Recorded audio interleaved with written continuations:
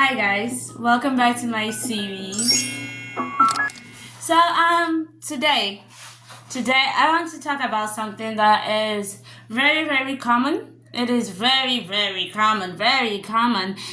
It's about temperament, it's about anger, it's about emotions actually, but like the negative forms of emotions like anger. So something happened, right? Something happened. Something must have happened for my anger to be triggered, for your anger to be triggered. There's always something that happens. So what exactly happened? Let me tell you. Let me tell you what happened. There was this time. There was barely a time I could go by without fighting anyone. I was at a point in my life where I always felt wronged. I always felt like everybody was trying to punish me, was just looking for a way to say that I am wrong. And at a point, I felt like I could never be right in life, right? I just felt like there's nothing I would say or do that would like justify me. Like you already think I did it, you already think I'm wrong, so you're just gonna continue like assuming that. That's what I thought. And that's the problem. Assumptions. I was assuming that that's how people see me and that's how people are going to continue to see me. And they were also assuming that I'm wrong or I'm angry or bitter or something. They're already assuming, oh, she has a bad character, oh, she has a bad personality. And they were assuming, I was assuming, so assumptions were flying everywhere concerning my anger. And I remember there was this time I was always picking fights with my elder sister over little things, even things that were like outrightly stated. Maybe my mom would say we should wash the dishes, and she would say the both of you should wash the dishes, and that causes problem. Like, what do you mean the both of us? Just tell us, who do you want to wash the dishes?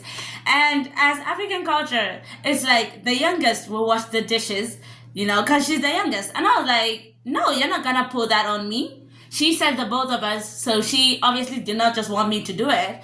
So it would cause fights. Like my elder sister would be like, no, she's not gonna wash the plates. And I'll be like, yeah, you're gonna wash it because I'm not gonna wash it. And she'd be like, I'm not gonna wash it. And I'll be like, you know what? I'm just gonna sit here and I'm not gonna wash it. And I will sit for a while and she would sit and she would then get angry and turn into an emotional outburst and be like, I told you to wash the plates and mom said both of us should do it, but I feel like you should do it, okay? Just to assist you as the eldest. And she would turn it into something else and I would just get angry.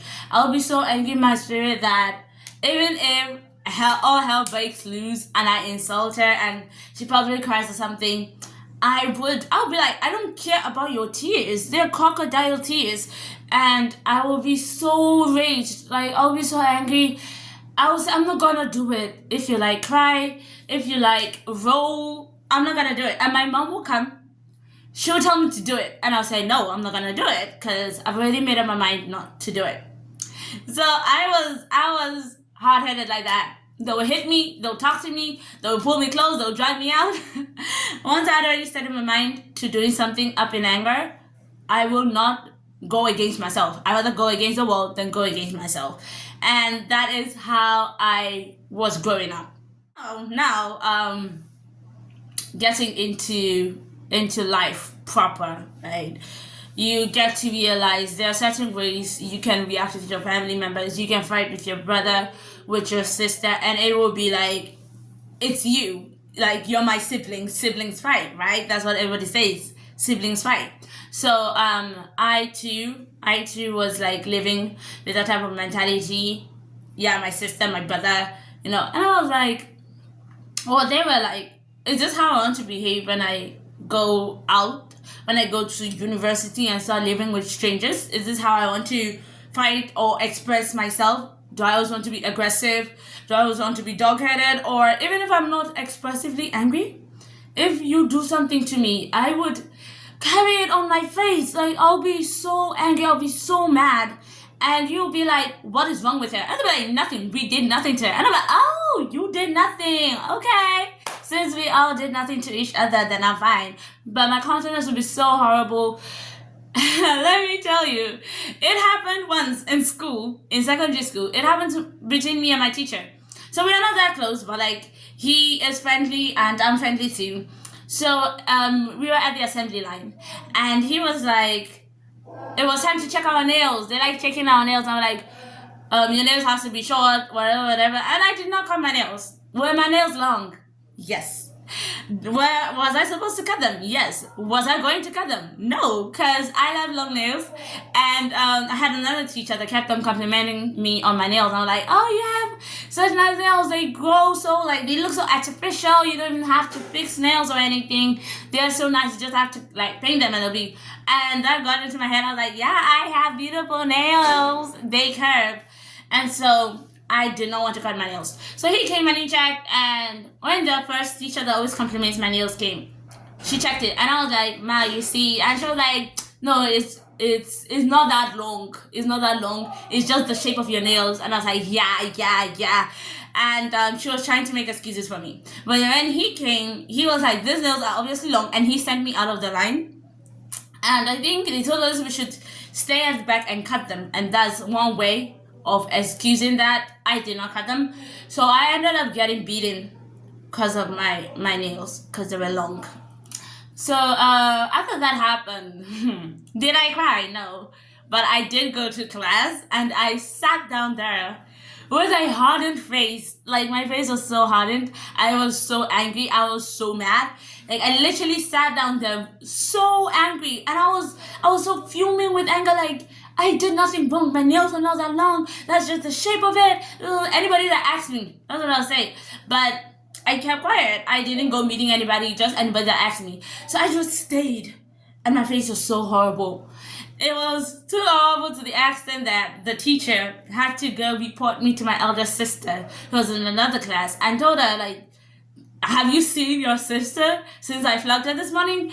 And he had to call me to his office, to the general lab. Him and some other teachers were there, and he was speaking so calmly, like, well, was he really wrong to hit me? Like, they said we should cut our nails, and the punishment is that you get hit, and your nails are long.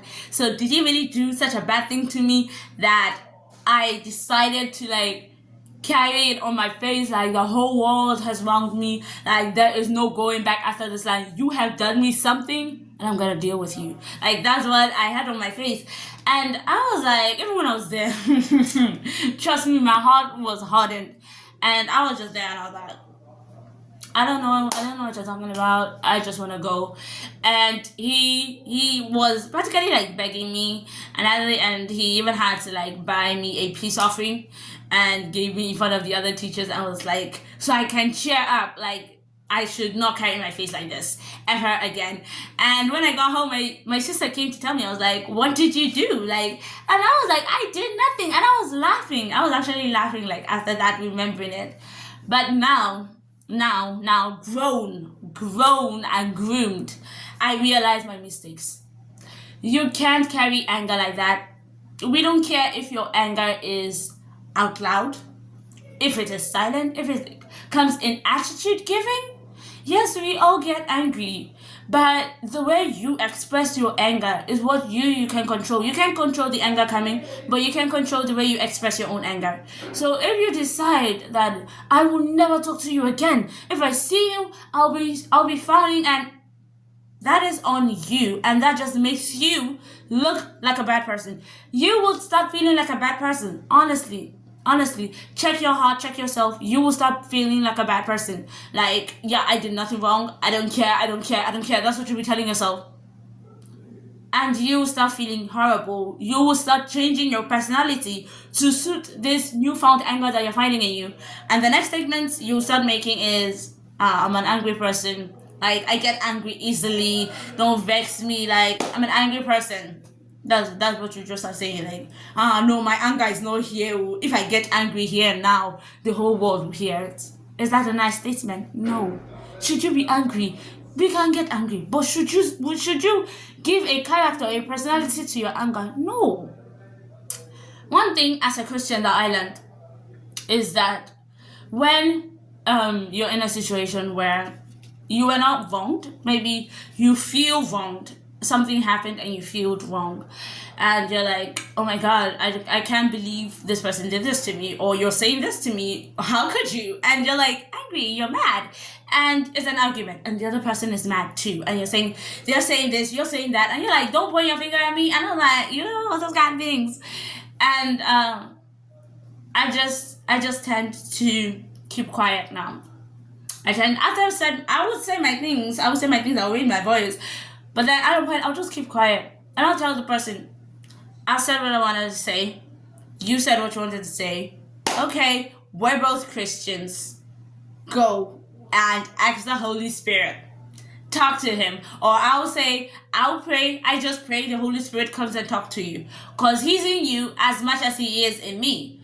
And I'm not feeling like I'm wrong. You're not feeling like you're wrong. So who's going to be our judge? Is it our neighbor that might be biased?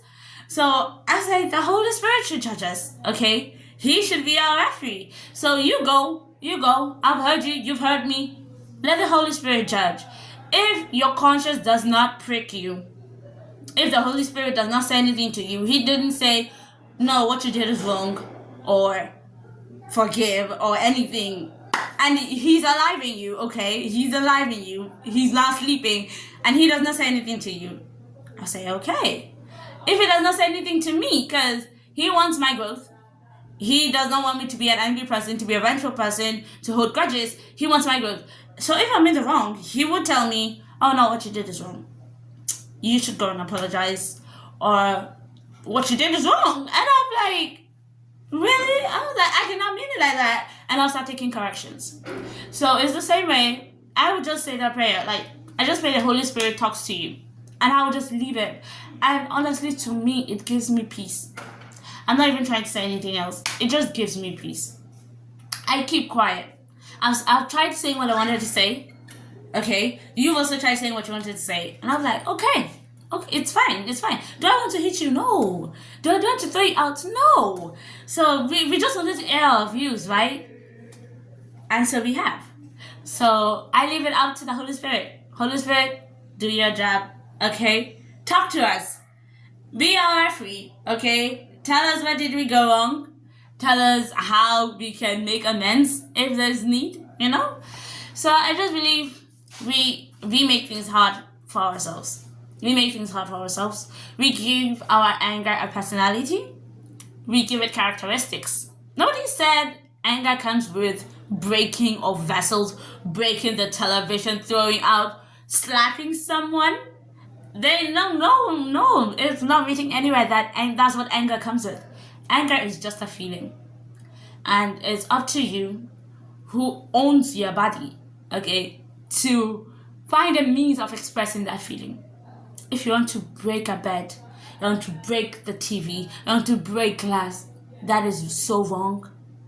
That is not a good way to express your anger. You should know that everybody is a human being. And we're adults. And even if we're kids, they're kids too. They're people too. And they need respect. They demand your respect. The same way you demand their respect, regardless of the argument. So we need to learn that in this world, in this society, we air views, we argue, but bringing anger and action together to bringing a personality, that's something way different. You don't have to be aggressive because you're angry, because you're trying to prove a point, because you're trying to defend yourself. No. You can equally do that in a very, very subtle matter. You can shout. After that, you calm down. You say, okay, I'm not going to go any further with this because the more I talk, I'm going to be angry. And nobody's going to beat you. Nobody's going to do anything to you. So what I'm trying to say is, don't give anger a personality. It's just an emotion. And it is up to you to leave it as that, as just an emotion. And that way you see yourself a very calm person. Things won't dwell in your heart. You won't hold grudges. Because you're like, okay, if that's how you feel. And if you demand an apology, I'll tell you not to. Don't demand an apology from anyone. You just pray about it. And ask God for an apology and say, this person shouldn't have done this to me. And I want an apology, and I know they're not going to give it. It's going to turn to another argument. God help me. And you just find comfort and you just let it go. So don't forget to subscribe, like, and even share. The more the merrier. And comment. I haven't seen you guys in my comments. I want to talk to you. I want you guys to talk to me too. So I want to see you there. So I can even have more topics and more stories depending on what you guys want to hear.